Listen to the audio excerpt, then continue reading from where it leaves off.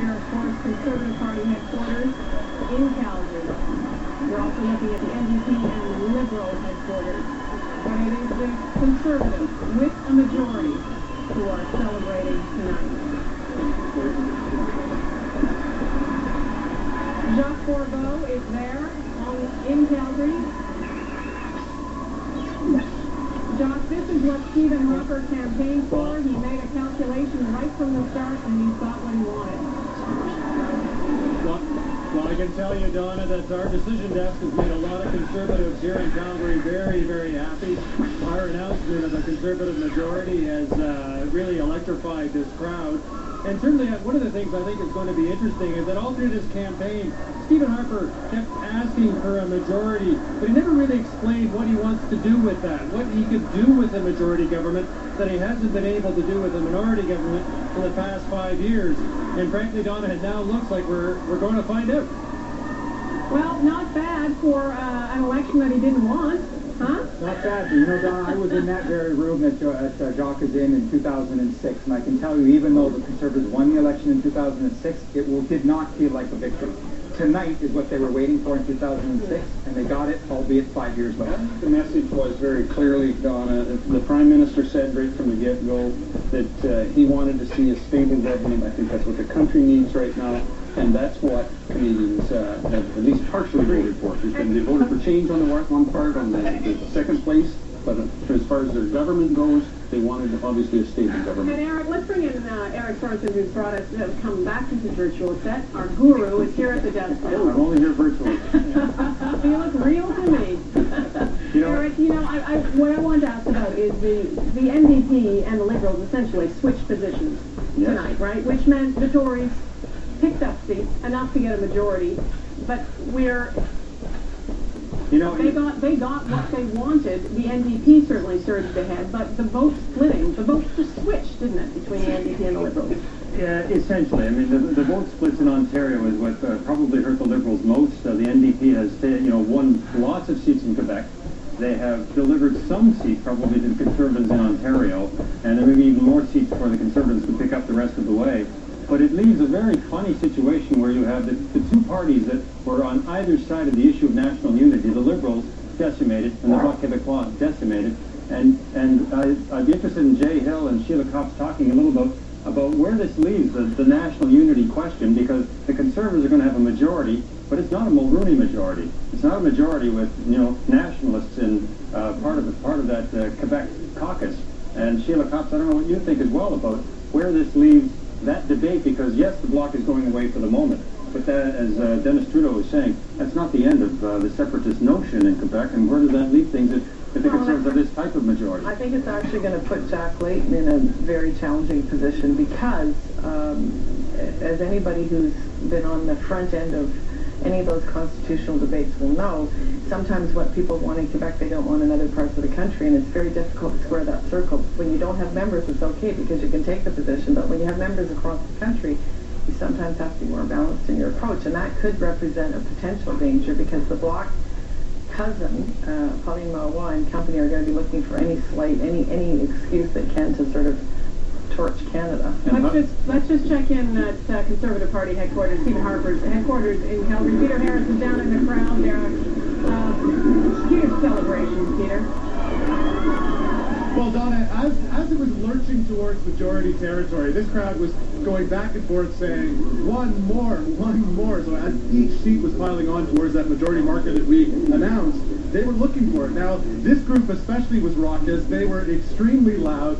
I think this is something that Stephen Harper was talking about all through the campaign. He's worked for years for this. And here's one supporter that was particularly loud in the crowd. So now I'm putting you on the spot. What do you think now that it's actually happened? I am so thankful that Canada's going to have a strong government. I was a little worried, and now my heart is at rest, and I can start partying. What were you worried about? I was worried about another minority government, and to be frank with you, an NDP opposition on that. It wouldn't have worked out well for Canada. It wouldn't have worked out well internationally, and it's so good to see that the left vote is split, and the Conservatives are in. They went right up the center, but I mean, you have the NDP now. Jack Layton will be staring down Stephen Harper in the House of Commons. I mean, does that change the dynamic a bit? Oh, of course it's going to change the dynamic. You have an NDP opposition. Who would have ever thought that could have happened?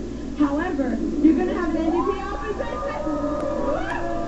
I knew she was going to scream, Donna. She's been screaming for the last 10 minutes. So there you go. Back to you. All right, Peter Harris at the Stephen Harper's headquarters in Calgary. Much different mood over at the Liberal headquarters in Toronto. That's where Shirley Engel is. Shirley. Well, Donna, there's hardly anyone in this room, just small pockets of people shaking their head in disbelief, mouthing the words, "Oh my God." This is a night of unprecedented defeat for the Liberals in many ways. Number one, the Conservative majority. They were trying to prevent even a Conservative minority. Number two, for the first time in history, losing official opposition status to the NDP, and in a brutal way that we still don't know if it's even worse than 1984. We still obviously haven't seen all the seats. And now we hear that Michael Ignatieff's seat here, the seat of the leader of the party, might not even be safe. We don't know. There are Liberals in the Greater Toronto area, the last Liberal stronghold, people like Mark Holland, Ken Dryden, Martha Hall Finley, Dan McTague. These are Liberals who are stars in the party. They make up the core of the party, and we still don't know if they're elected. So what you're seeing tonight is the defeat of this party, and some are even saying behind the scenes that this could be just what the Liberal Party needs, that they need to they're going to go down, they need to go down all the way, they need to really do some soul searching. The post-mortem in many ways has already begun. A lot of people wondering what went wrong. Perhaps Canadians really did feel this was an unnecessary election, and they seem to have overwhelmingly rejected what Mr. Ignatieff is selling. So a lot of teary eyes here tonight, Donna. Yeah, and I just want to bring in Eric Sorensen. Michael Ignatieff himself looks like he's losing his seat. He does, and one of the things we'll be watching for in some of these ridings is was it an outright win for the Conservatives, or did they stand still with their votes while the NDP took votes away from the Liberals? If that happened in that riding, another Liberal, in this case the leader of the Liberal Party, going down, and of course there will be leadership questions, which there would have been after this result anyway. And there is one party tonight who can't believe their good fortunes. That is the NDP. That's where Mike Drolet is at NDP headquarters in Toronto tonight. Mike? Yes, this is a stunned group of NDP supporters here today. Certainly, they never expected to get over 100 seats. I don't know what's more shocking, the NDP result, the Liberal result, or the Bloc result. I lived in Quebec for a couple of years, and I'm absolutely stunned by that. Now, the one thing that you guys were talking about on the panel was that Carl Boulanger did a lot of work to try to build up the NDP and to set the policy in Quebec to try to woo Quebec voters. Well, you could argue now that he has an even bigger job ahead of him, because they have a lot of Green MPs. A lot of people who, I believe the number was 61 in Quebec in terms of the NDP seats. Well, you could argue that 60 of those didn't expect to win, because the one seat that they expected to hold was Thomas Mulcair, and the rest was, sacrificial lambs for the large part. But they kept on going back to Quebec, and he was really forcing the issue there. So they're excited as anybody could possibly imagine they could be. Donna? All right, just a quick thanks, Mike Drolet. Just a quick word from you, Eric, on the fortunes of the NDP. Absolutely historic night for them. It is an historic night for them. There are a lot of voters who may be asking themselves this question, though, which is, for progressives, is this a great night?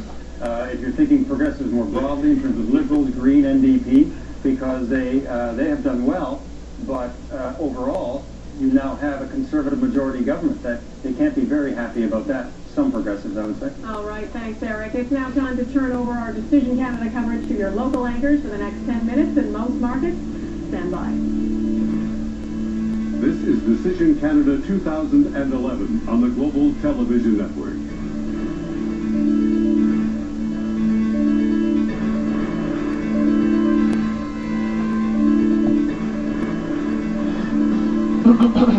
BC results are coming in very slowly, but we are starting to see some numbers as Conservatives and New Democrats celebrate across the rest of the country. Good evening and welcome back to our local coverage of the 2011 federal election.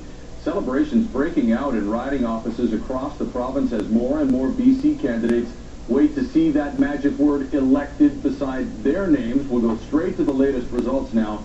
So here's Jill Kropp in our results center. Jill. Well, Chris, it's been really interesting so far. We have seen some swaps in all our ridings very quickly. Let's run through all of them. Vancouver Centre, no results yet. This, of course, Hetty Fries. This is expected to be a safe riding for Hetty, but boy, have we seen a Liberal collapse tonight. She could lose that riding. Vancouver East also should be safe for NDP incumbent Libby Davies, although Irene Yap, who was challenging earlier. Vancouver Kingsway, Tran Nguyen is challenging Don Davies, who is the incumbent there, so he could be in a little bit of trouble. Vancouver Quadra. This has gone back and forth. Look how close that is between incumbent Joyce Murray, the Liberal, and Conservative Deborah Meredith. Very tight race there. Vancouver South.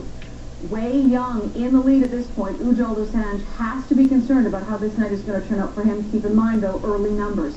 North Vancouver, Andrew Weston in a battle, or Saxton rather, in a battle with Talib Noor Mohammed, the Liberal candidate surging there.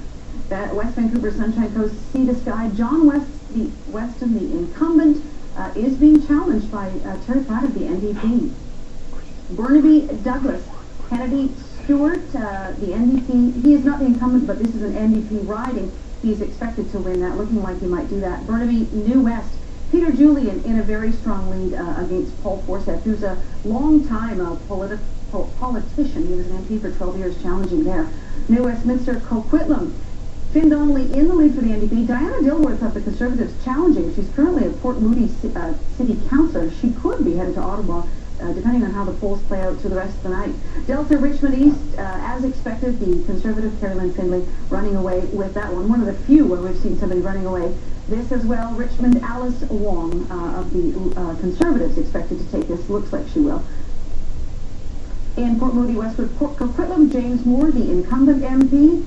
He is going to win tonight. I'm going to go on a bit of a limb there, but I think he's probably safely got that wrapped up.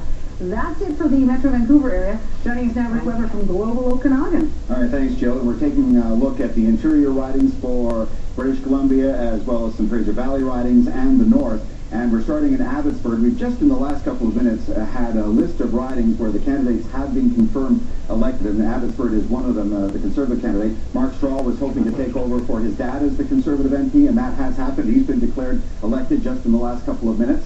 And then in British Columbia Southern Interior, we're watching this riding, the incumbent, one of the only incumbents in the Interior who's NDP, Alex Adamanenko, and he is in the lead right now. Kamloops, Thompson, Caribou. Another riding, you just never know how it's going to go, but the incumbent, Kathy McLeod, is doing well tonight to keep that seat. And our next riding is Kelowna Lake Country. Ron Cannon, the MP for the Conservative MP, has been declared elected in that riding, so no surprise there by any means. And in Kootenay, Columbia, David Wilkes, the Conservative candidate, has also been declared elected just in the last couple of minutes. Moving on to Okanagan-Coquihalla, where they were looking to replace Stockwell Day, and there was quite a competition to become the Conservative nominee there, and it looks like the Conservatives are going to keep that riding. In Okanagan, Shuswap, Colin Mays declared elected, longtime Conservative MP in that riding. So again, a lot of Conservatives being elected in the Interior. Dick Harris having no problem. He's been elected many times in Caribou, Prince George, and looks like he's on his way there tonight. And in Prince George, Peace River, Lois Boone is a former provincial politician, and we wondered if she would give the Conservatives a run for money, but the Conservatives are leading there. And in Skeena-Bulkley Valley, the NDP incumbent, Nathan Cullen, is looking like he'll keep his riding quite handily. So that's what's going on in the Interior. And right now we're going to check with Randine for the Fraser Valley and for Vancouver Island. Thank you very much for that, Rick. And we are, even though the Conservatives have been declared the majority government, there's still many interesting races taking place. Right now, there's no polls reporting, but the races between Sip Dhaliwal of the Liberals and Jimmy Sims of the NDP there. In South Surrey, White Rock, Russ Hebert, he's a lock. He's expected to keep his seat, no problem. He should be declared fairly quickly. In Surrey North, Donna Cadman is tight with Jasper Sandhu. She's been called the invisible candidate, and she's going to be fighting for her life tonight. In Fleetwood, Port Calais, again, Nina Grewal should be expected to keep her seat, and she is leading there. In Langley, Mark Warwa has already been declared the victor, 64% of the votes, with 17% of the polls reporting so far. In Pitt Meadows, Maple Ridge, Randy Camp also expected to win that seat, a fairly safe seat for the Conservatives. And in Victoria, Denise Savoy, 50% already with 8 polls reporting that is a fairly easy seat for the NDP to win in that Victoria riding. In Esquimalt, Wanda Fuca, however, no polls reporting yet, but the horse race is between Troy D'Souza and Randall Garrison of the NDP. In the Saanich Gulf Islands, Elizabeth May leading so far, none of the polls reporting, but this is a race between her and the incumbent Conservative Gary Lunn. In Nanaimo, Alberni, this should be a fairly tight race as well. We're not expecting the NDP to beat the incumbent so far, but that looks like what's happening. In Nanaimo, Cowichan, Jean Crowder should be able to keep her seat for the NDP tonight.